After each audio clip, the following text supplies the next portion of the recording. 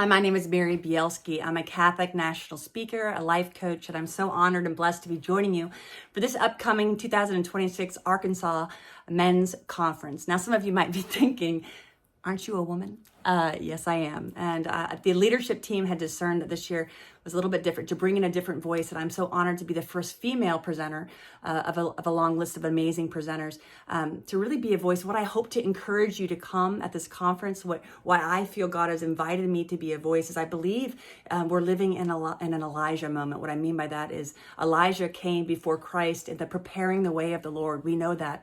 In the midst of our world right now, we can see the crazy, the shaking of the nations. I'm going to be talking about that from a prophetic voice. What is God doing specifically now? And why is that significant for you? It means this. I've worked in 20 years of ministry, men.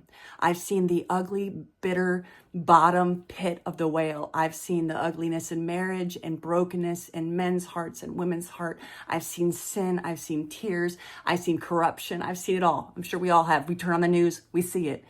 But what is God doing in the shifting and the craziness? In the last years, I believe there's a shaking. And I believe in every season of the church and every season of trial, God raises up new leaders. And I'm going to be speaking about the prophetic voice of my heart as a female, but of the life of David. About when in the midst of trial, there's oftentimes God takes down the old leadership and raises up the new, the unlikely, the little guy who's in the field, and calls him forth. David is wounded. He has sexual sin. He has imperfections, but he has a heart after Christ, after God.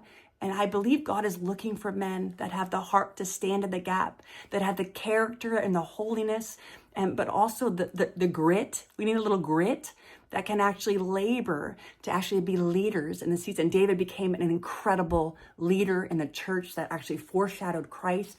And we're going to be speaking at Christ the King Church, which is crazy prophetic about what it means to reign as men. And what does it mean for me to reign as a woman? I reign, but I reign differently. And there's a beautiful complementarity. When I know my place, when I know how to honor you, and it's mutual, that we can run the race together. We could be a team that actually brings the image of Christ, the Marian dimension, the Petrine, which is the masculine dimension, and how that honors Christ in such a beautiful way. I am so excited. And gentlemen, I'm so honored to be a voice against so many voices in the world. And I say this, and I'll be talking about this, of taking your voice away, of name calling, about the feminist movement and different things that have come against masculinity, and a new feminine, the true feminine voice that calls men to be who they are created to be. I work right now in a ministry, and there's 2 men leaders in this nonprofit that I work in, and it's an honor for them to lead their men who are courageous and strong and compassionate.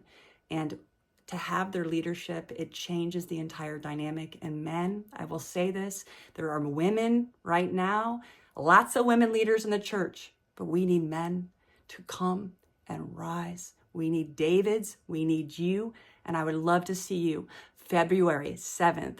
Raise up that voice. Join us for an incredible day. Let me honor you. I'm so blessed to be there as a voice in the wilderness. Prepare the way of the Lord, gentlemen.